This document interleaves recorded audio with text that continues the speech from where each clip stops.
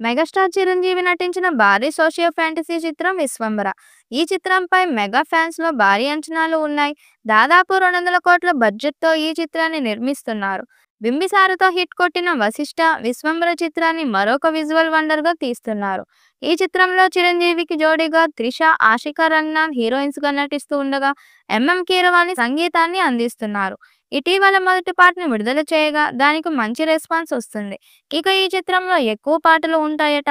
అందుకే వరుసగా సాంగ్స్‌ని విడుదల చేస్తూ సినిమా మీద అంచనాలు పెంచాలని మేకర్స్ భావిస్తున్నారు. త్వరలోనే రెండో పాటను విడుదల చేస్తారని సమాచారం. ఇది మాస్ అని తెలుస్తుంది. ఈ పాటలో చిరంజీవి మాస్ స్టెప్పులతో ఇరగదీసినట్టుగా సమాచారం.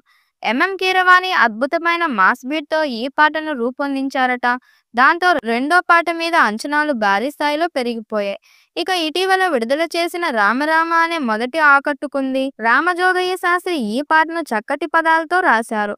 పాటలో కొన్ని విజువల్, లిరికల్ ఆడియోలు కనిపించాయి. చిరు లుక్ బాగుంది. సోబి మాస్టర్ ఈ పాట కొరియోగ్రఫీ చేశారు. అయితే ఈ పాటకు అక్షరాల 6 కోట్లు ఖర్చయ్యాయని ఇన్సైడ్ వర్గాలు టాక్.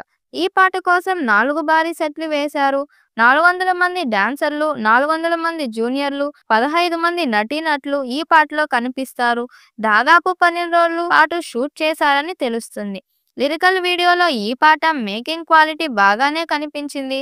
సినిమాలో ఈ పాట మరింత కలర్ఫుల్‌గా ఉంటుందని, సెట్ వర్క్ మెస్మరైజ్‌గా చేయబోతుందని చిత్ర వర్గాలు చెబుతున్నాయి. జూలై 24న ఈ సినిమాని విడుదల చేయడానికి రెడీ అవుతున్నారు. మే నుంచి మిగిలిన పాటలన్నీ ఒక్కొక్కటిగా విడుదల చేస్తారు. ఒక పాట మినహా షూటింగ్ దాదాపు పూర్తయింది. ఈ పాటని కూడా చాలా భారీ స్థాయిలో తెరకెక్కించాలని మేకర్స్ భావిస్తున్నారు.